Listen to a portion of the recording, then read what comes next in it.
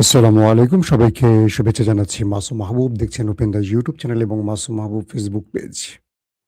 আজকে সকালের লাইভ সেশনে অনেকগুলো আন্তর্জাতিক গুরুত্বপূর্ণ খবর দিব। বলতে পারেন ব্রেকিং খবর আছে। সঙ্গে থাকবে আ বাংলাদেশ ভারতের সীমান্তে উত্তেজনা নিয়েও কিছু তথ্য। প্রিয় দর্শক, শুনতে এবং দেখতে পেলে আমাকে একটু কমেন্ট করে জানান। আমি আগে কিছু শিরোনাম আপনাদের জানিয়ে দেই যে বিষয়গুলো নিয়ে আজকে কথা বলতে চাই। মার্কিন যুক্তরাষ্ট্র জিব্রাল্টার প্রণালীর কাছে তার নিউক্লিয়ার অ্যাটাকের প্রস্তুতি নিচ্ছে ইরানকে টার্গেট করে। পাশাপাশি ট্রাম্প আবারও জানিয়েছেন যুদ্ধবিরতি লাইফ সাপোর্টে ৯৯% সম্ভাবনা ভেঙে গেছে, 1% ঝুলে আছে। অর্থাৎ যে কোনো সময় আবারও যুদ্ধ শুরু হতে পারে ইরান আমেরিকার। পাশাপাশি সৌদি আরবের পর কাতারের সাবেক প্রধানমন্ত্রী এবার ইসরায়েলের মুখোশ উন্মোচন করে দিয়েছেন। ইরান চারদিক থেকে চেপে ধরছে পরাশক্তি আমেরিকাকে। দর্শক, এই খবরগুলো দেব। প্রথমে আমি সংক্ষিপ্ত আকারে বাংলাদেশের কিছু খবর আপনাদের দিয়ে নিচ্ছি।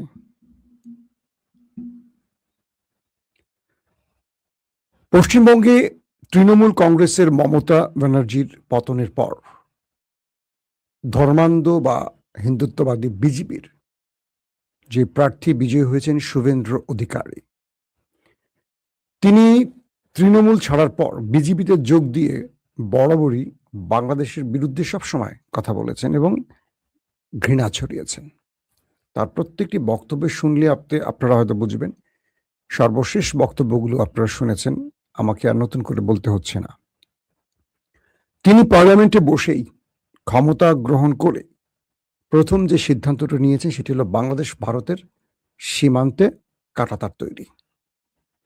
তিনি তার সরকার, কেন্দ্রীয় সরকারের মাধ্যমে ৪৫ দিনের মধ্যে বাংলাদেশ এবং ভারত সীমান্তে, যেটা পশ্চিমবঙ্গ অঞ্চল, এখানে কাঁটাতার নির্মাণের নির্দেশনা দিয়েছেন। ৪৫ দিনের মধ্যে এখানে কাঁটাতার তৈরি হবে।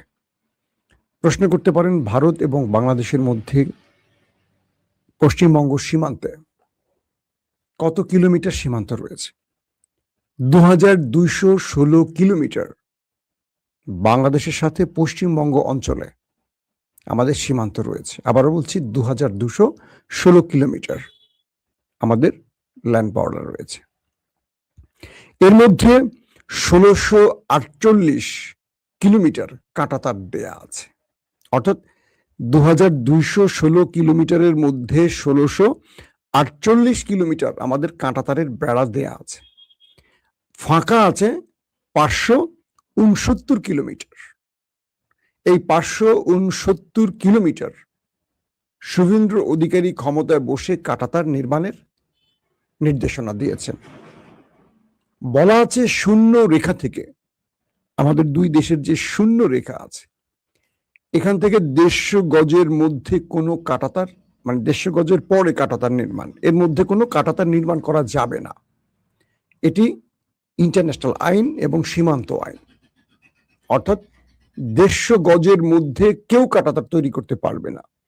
যদি ১৫০ গজের মধ্যে কাঁটাতার তৈরি করতে হয়, দুই রাষ্ট্র লিখিতভাবে সিদ্ধান্ত নিয়ে একে অপর, অর্থাৎ যদি ভারত তৈরি করে বাংলাদেশের অনুমোদন নিতে হবে লিখিত আকারে, যদি বাংলাদেশ তৈরি করে ভারতের অনুমতি নিতে হবে লিখিত আকারে। এই পরিস্থিতির মধ্যে হঠাৎ করে পশ্চিমবঙ্গে আবারও সীমান্ত উত্তেজনা শুরু হয়ে গেছে। আমাদের পররাষ্ট্র অ্যাডভাইজার, আমার খুব প্রিয় মানুষ হুমায়ুন কবির ভাই, আমরা লন্ডন টিমে একসাথে কাজ করতাম, তিনি যে স্টেটমেন্টটি দিয়েছেন, তিনি বলছেন বাংলাদেশ সেই অবস্থাতে আর নেই, চাইলেই কাঁটাতারে কাউকে হত্যা করে ঝুলিয়ে রাখতে পারবে। বাংলাদেশ সেই অবস্থা থেকে ফিরে এসেছে। আমার তার স্টেটমেন্টটা খুবই ভালো লেগেছে। তিনি বলছেন সীমান্তে কোনো সিদ্ধান্ত নিতে হলে অবশ্যই বাংলাদেশ সরকারকে অবগত করতে হবে। কেউ একক সিদ্ধান্তে কিছু করতে পারবে না, আর বাংলাদেশ পূর্বের পররাষ্ট্রনীতিতে ফিরে যাবে না। ইতিমধ্যে ভারতকে চাপে ফেলতে বাংলাদেশ পাকিস্তানের সাথে বেশ কিছু সম্পর্কের উন্নয়ন ঘটাতে চাইছে, কিছু শর্ত বা কিছু বিষয় দুদেশ সম্মত হয়েছে, যেটা ভারতের চোখের কাঁটা হয়ে যাচ্ছে। এখন পশ্চিমবঙ্গ সরকার যেভাবে বাংলাদেশকে উত্তপ্ত করতে চাইছে, এটা তারেক রহমান সরকারের জন্য বেশ চাপের হবে। তবে তারেক রহমানকে অবশ্যই এক্ষেত্রে শেখ হাসিনার ফর্মুলা মেনটেন না করে ঠিক ইউনূসের ফর্মুলা মেনটেন করতে হবে। কিরকম? যখনই ভারত আমাদের উপর চাপ দেবে, আমাদের উচিত হবে পাকিস্তান এবং চীনের সাথে সম্পর্ক বৃদ্ধি করা, যেটি ইরান করছে। আমেরিকার মতো পরাশক্তিকে নাকে দড়ি দিয়ে ইরান কিভাবে ঘোরাচ্ছে, আজকে ট্রাম্পের স্টেটমেন্ট কি? আমি 4 দিন ওয়েট করেছি ইরানের একটা প্রেমপত্রের, মানে একটা চিঠির, আর ইরান সে চিঠিতে আমাকে পুরোপুরি কি মানে হৃদয়ের মধ্যে কঠিন আঘাত করে বসলো, যাতে করে যুদ্ধবিরতি শেষ হয়ে যাচ্ছে। কারণ ইরান মার্কিন যুক্তরাষ্ট্রের দুজন কঠিন পার্টনার না, কঠিন শত্রু চীন রাশিয়ার সাথে সম্পর্ক সৃষ্টি করেছে। আজকে আমেরিকা ইরানে হোঁচট খাচ্ছে। তো বাংলাদেশ যদি শেখ হাসিনার ফর্মুলা মেনটেন করে যে নরেন্দ্র মোদীর কাছে দেহ মন সব বিক্রি করে দিয়ে নিজেকে সঁপে দেয়, তাহলে বাংলাদেশ কখনো দাঁড়াতে পারবে না। সারা জীবন বাংলাদেশকে ভারত তার অঙ্গরাজ্য মনে করে পায়ের নিচে পিষ্ট করবে। আর যদি বাংলাদেশ ভারতকে বলতে পারে যে তুমি যদি আমাকে চোখ রাঙানি দাও, আমি তোমাকে চোখ রাঙানি দেব, সঙ্গে সঙ্গে ভারতের চেয়ে শক্তিশালী সামরিক বা বাণিজ্যিক পার্টনার চীনকে বাংলাদেশ কাছে টানে, আবার ভারতের চির প্রতিদ্বন্দ্বী পাকিস্তানকে যদি কাছে টানে, খেলা শেষ ভারতের। কারণ এই অঞ্চলে ওই দুটো রাষ্ট্রের মিত্র বাংলাদেশকে ভারত বেশি দিন টলারেট করতে পারবে না। তাহলে বাংলাদেশের সাথে আপোষ করতে হবে। বাংলাদেশের তিস্তা বলি, আরো যে অভিন্ন আমাদের নদীগুলো আছে, আমাদের আরো যে স্বার্থ সংশ্লিষ্ট বিষয়গুলো আছে, সীমান্তে হত্যা বলি, মাদক বলি, যা যা আছে, ভারত এক নিমিষে বাংলাদেশের দাবি মেনে নিতে বাধ্য হবে। কিন্তু হাসিনা সেটা করেনি। অবৈধ ক্ষমতা টিকিয়ে রাখার জন্য সবকিছু ভারতকে দিয়ে দিয়েছিল। আমি বিশ্বাস করি বিএনপি সরকার, অর্থাৎ তারেক রহমানের সরকার আগের পথে হাঁটবেন না। দর্শক, চলেন আপনাদেরকে এবার আমরা আন্তর্জাতিক খবরগুলো দেওয়ার চেষ্টা করি। আমি গতকালকে রাতের লাইভে আপনাদের বলেছিলাম যে সৌদি আরবের একজন প্রিন্স বা যুবরাজ, সাবেক গোয়েন্দা প্রধান তুর্ক আল ফয়সাল, তার যে স্টেটমেন্টটা, সেখানে সে একদম ধরিয়ে দিয়েছে যে ইরানের সাথে আরবের এই লড়াইটা ইসরায়েলি পরিকল্পনার অংশ, এবং এটি তারা একটা গ্রেটার ইসরায়েল তৈরির পরিকল্পনার ছক তৈরি করছেন। যারা লাইভটি দেখেছেন তারা আশা করি জেনেছেন, যারা দেখেনি দেখে নেবেন কাল রাতে। আজকে কাতারের আরেকজন সাবেক প্রধানমন্ত্রী তিনি স্টেটমেন্ট দিয়েছেন, কাতারের শেখ হামাদ, তিনি স্টেটমেন্ট দিয়েছেন নতুন করে, সাবেক কাতারের প্রধানমন্ত্রী, যে মধ্যপ্রাচ্যে এই অশান্তির মূল কারণ ওই একটি দেশ, এবং তারা কৌশলে গ্রেটার ইসরায়েল তৈরিতে এই অঞ্চলে আমাদের মধ্যে, আমাদের ভ্রাতৃ রাষ্ট্র, আমাদের বন্ধু রাষ্ট্রদের মধ্যে ক্ল্যাশ লাগানোর চেষ্টা করছে। ইতিমধ্যে আরব আমিরাত আরব ব্লক থেকে আলাদা হয়ে যাচ্ছে মানে স্বার্থ সংশ্লিষ্ট ক্ষেত্রে, যেমন বাকি আরব রাষ্ট্রগুলো ইরানের পক্ষে না দাঁড়ালেও ইসরায়েলের পক্ষে দাঁড়াচ্ছে না। তারা হয়তো আমেরিকার চামচামি করছে, কিন্তু ইসরায়েলের পক্ষে নেই। সৌদি আরব ইসরায়েলের পক্ষে নেই, কাতারও ইসরায়েলের পক্ষে নেই, কুয়েত ইসরায়েলের পক্ষে নেই। দুটো দেশ ইসরায়েলের চামচামি করছে, একটা আরব আমিরাত, একটা হলো জর্দান। এখন বিষয়টা কি দাঁড়ালো? কাতারের সাবেক প্রধানমন্ত্রী শেখ হামাদ বলছেন যে গ্রেটার ইসরায়েল তৈরিতে, অর্থাৎ ইসরায়েল যে ম্যাপটি দেখিয়েছে, পুরো ইসরায়েল সহ, ফিলিস্তিন সহ, জর্ডান, সৌদি আরব, একটা বিশাল অঞ্চল নিয়ে যে গ্রেটার ইসরায়েল তৈরি করবে তারা, সেই গ্রেটার ইসরায়েলের পথে তারা হাঁটছে। আর এই পথ মসৃণ করার জন্য, সহজ করার জন্য তারা এই অঞ্চলে আমাদের মধ্যে বিরোধ লাগিয়ে দিয়েছে। এখন আমরা লড়াই করছি, আর তারা ভেতরে বসে, ইসরায়েলে বসে তারা গ্রেটার ইসরায়েলের রূপরেখা তৈরি করছে। কথাটি বুঝতে পারছেন? কাতারের শেখ হামাদ, যিনি সাবেক প্রধানমন্ত্রী, তিনি কত সহজে খোলামেলা ওই দেশটির চরিত্র উন্মোচন করছেন। এটি কি আরবের বাকি দেশ বুঝতে পারছে না? অবশ্যই বুঝতে পারছে। তিনি বলছেন আরব দেশগুলোর উচিত ইরানের সাথে বসে মধ্যস্থতা করে সমাধান করা।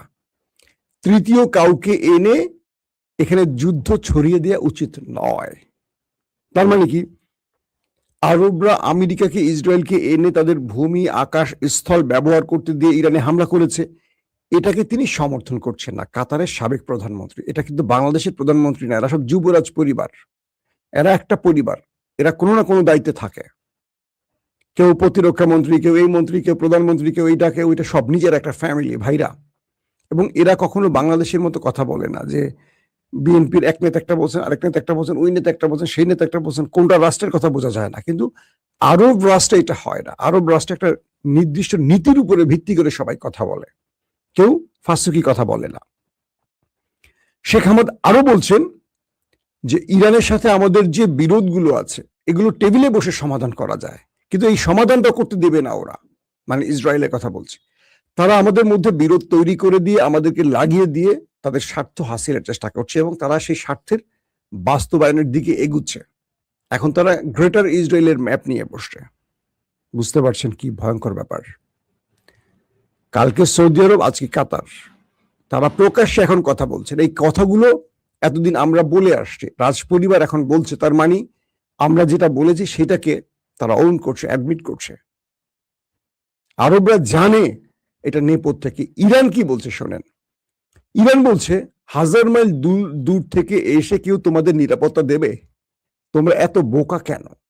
তোমাদের পেট্রো ডলার ওরা কেড়ে নিয়েছে, সম্পদ গ্যাস তেল লুট করে ওরা স্বয়ংসম্পূর্ণ হচ্ছে। একদিন কি তোমাদের খনিজ শেষ হবে না? একদিন কি তোমার এই ভান্ডার খালি হবে না? তখন ওরা চলে যাবে, যখন তোমার কাছ থেকে আর কিছু নেয়ার থাকবে না। ওরা মূলত এই অঞ্চলে ইসরায়েলকে পাহারা দিতে এসছে, ইসরায়েলকে এই অঞ্চলের কর্তা বানাতে এসছে। ইসরায়েল এখানে তোমাদের মূল ক্যান্টনমেন্ট হবে, তোমাদের আঙুলের ইশারা চালাবে। ওরা ইসরায়েলকে এখানে সুপ্রিম করার জন্য আসছে। আর তোমরা ইরানকে শত্রু বানিয়ে আমেরিকাকে তোমার দেশের মধ্যে ঘাঁটি তৈরি করার সুযোগ দিয়েছ, আর আমেরিকা আমার দেশে হামলা করছে। দিন শেষে আমি মরছি না, তুমি মরছো। আমার লোকগুলো কার? তোমারই ভাই, তোমারই বন্ধু, তোমারই ব্রাদার। ইরান বলছে কখনো কোনোভাবে আমেরিকাকে গালফ কান্ট্রিতে সহ্য করা হবে না। যতক্ষণ এই অঞ্চলে তারা থাকবে ততক্ষণ লড়াই চলবে। তাদেরকে আমরা আর কোনোভাবে এই অঞ্চলে থাকতে দেব না। ট্রাম্প খেপে গেছে। চীনের কি বলে, ইরানের সেই চিঠি পাওয়ার পর ট্রাম্প বেশ কিছু, গত 24 ঘন্টা অনেকগুলো স্টেটমেন্ট দিয়েছেন। একটি স্টেটমেন্টে তিনি বলছেন যে আমার বন্ধু শি জিনপিং, তার সাথে আমার খুব শীঘ্রই দেখা হচ্ছে, আমি তাকে খুব সম্মান করি, তিনি আমাকে বোঝেন। আমি বিশ্বাস করি শি জিনপিং ইরানের বিষয়ে সঠিক সিদ্ধান্ত নেবেন। মানেটা কি? ট্রাম্প যখন বুঝলেন যে ইরান আর ট্রাম্পকে বা আমেরিকাকে পাত্তাই দিচ্ছে না, তখন শি জিনপিং এ একটু পাম মারছেন যে শি জিনপিং তুমি একটা সমাধান করে দাও আমায়। আমি তার মুখ দেখাতে পারছি না, কমাস পর আমার মধ্যবর্তী নির্বাচন, আমি তো শেষ। এখন এই যুদ্ধে আমি যদি পরাজিত হই বা এখানে আমি শেষ করে দেই, তাহলে আমার মধ্যবর্তী নির্বাচনে আমার রিপাবলিক বা আমি হেরে যাচ্ছি।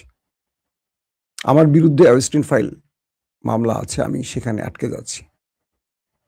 প্রেসিডেন্ট থেকে কয়দিন নিজেকে বাঁচাবো, কিন্তু কদিন পর তো আমাকে জেলে যেতে হবে নারী দর্শন চেষ্টার কারণে। ট্রাম্প তার দ্বিতীয় দফা আরেকটি স্টেটমেন্ট দিচ্ছেন কি, যে আমি কুর্দিদের অস্ত্র দিয়েছিলাম ইরানের বিরুদ্ধে লড়াই করতে। চিন্তা করেন কুর্দিরা কত বিশ্বাসঘাতক, আমার অস্ত্রগুলো মেরে দিয়েছে। হাসবো না কাঁদবো? আমেরিকা কুর্দিদেরকে অস্ত্র দিয়েছে ইরানের বিরুদ্ধে লড়াই করতে, কুর্দিরা দলে দলে আমেরিকার মূল্যবান অস্ত্রগুলো নিয়েছে, নিয়ে মেরে দিয়েছে। বলছে আমরা ইরানের সাথে লড়াই করবো কেন, আমাদের দরকার আধুনিক অস্ত্র পেয়ে গেছি। এগুলো নিয়ে তারা বসে আছে। আমেরিকা বলছে তোমরা আমাদের অস্ত্র হজম করতে পারবে না। কুর্দিরা বলছে আসো, নিতে আসো, আমরা শুধু মরবো না, তোমাদের একটা মাইরা মরবো। মানে কুর্দিদের এই ক্যারেক্টারটা মজা লাগছে, বুঝছেন? আমেরিকা তাদেরকে তলে তলে অস্ত্র দিয়ে ইরানের বিরুদ্ধে লড়াই করাবে, আর কুর্দিরা অস্ত্রগুলো নিয়ে পালায় গেছে। আমেরিকা মাথায় হাত দিয়ে বসেছে, হায় খোদা, আবার অস্ত্রগুলো এখন কোন কাজে ব্যবহার হয়? আজকে তালেবান, যাদেরকে সোভিয়েত ভাঙার সময় আমেরিকা তৈরি করেছিল, সেই তালেবানরা আজকে আমেরিকার সাথে লড়াই করে আমেরিকাকে খেদিয়ে আফগান দখল করলো। ইতিহাসটা এরকমই। ট্রাম্প তার আরেকটি স্টেটমেন্ট দিয়েছেন যে আমি 4 দিন ধরে ইরানের সেই চিঠির অপেক্ষা করেছি, কিন্তু যে চিঠিটি আসছে মনে হচ্ছে ইরান কয়েক সেকেন্ডে সেই চিঠির উত্তরটা লিখে আমাদের পাঠিয়ে দিয়েছে, আমাদেরকে মূল্যই দিল না। সেই চিঠি আমাদের হতাশ করেছে। কি লিখলো ইরান, এগুলো কি বলছে? যুদ্ধবিরতি এখন লাইফ সাপোর্টে চলে গেছে, লাইফ লাইনে চলে গেছে। 99% সম্ভাবনা আবার যুদ্ধ বেঁধে যাবার, 1% ঝুলে আছে। কে বলছে? Donald Trump. তার মানে ইরান আমেরিকার প্রস্তাবনার যে উত্তর দিয়েছে, মাসুম ভাই আপনার হেটার্স আজ নাই নাকি? আমার হেটার্স কারা বলেন? সবাই তো আমাকে ভালোবাসে না। আজকে আমার হেটার্স খোঁজেন তো, 2-1 হেটার্স বের করেন। মাসুম ভাই পরমাণু বোমাবাজি জাহাজ কোন এলাকায় আছে? জিব্রাল্টারে।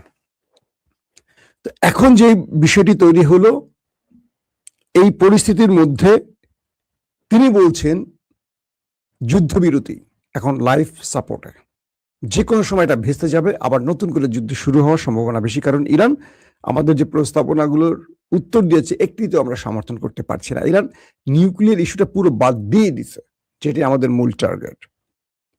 দর্শক, আরেকটি খবর হলো যে কয়েকটি গণমাধ্যম দাবি করছে জিব্রাল্টার প্রণালীর আশপাশে মার্কিন যুক্তরাষ্ট্রের নিউক্লিয়ার অ্যাটাকের প্রস্তুতি চলছে। সেখান থেকে তারা বিশেষ কি বলবো রণতরী নাকি, সেখান থেকে ইরানকে টার্গেট করে নিউক্লিয়ার অ্যাটাক করতে পারে এরকম প্রস্তুতি নিচ্ছে, কিছু গণমাধ্যম দাবি করেছে। এটি যদি হয়ে থাকে এটা খুব ভয়ঙ্কর ব্যাপার। মার্কিন যুক্তরাষ্ট্রের আরেকটি তথ্য আছে যেটা দিয়ে শেষ করবো আজকের ভিডিও। ইরানের সাথে 40 দিনের যুদ্ধে তারা, কেউ বলছে 50%, কেউ বলছে 30% অস্ত্র ফুরিয়ে গেছে, ড্রোন মিসাইল হাবিজাবি ফুরিয়ে গেছে। অবাক লাগে না যে ইউক্রেনের সাথে রাশিয়া আজকে কত বছর যুদ্ধ করছে, এখনো রাশিয়ার অস্ত্র ভান্ডার খালি হয়নি। ইরানের সাথে 40 দিনে আমেরিকার অস্ত্র প্রায় ফুরিয়ে আসছে। অর্থ কি? এত ম্যাসিভ আকারে, এত বড় আকারে ইরানে হামলা করছে আমেরিকা, নাকি আমেরিকার অস্ত্র আসলেই কম ছিল অথবা বিক্রি করে ফেলছে?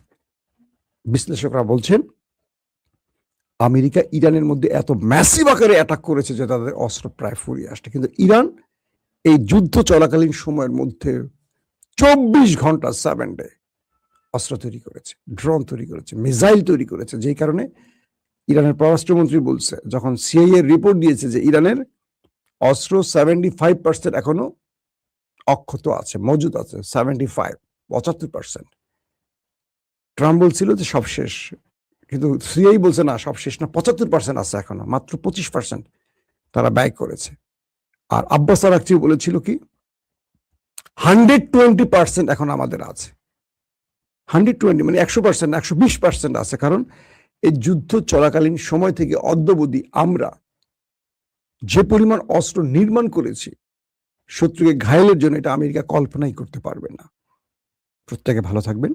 আল্লাহ হাফেজ।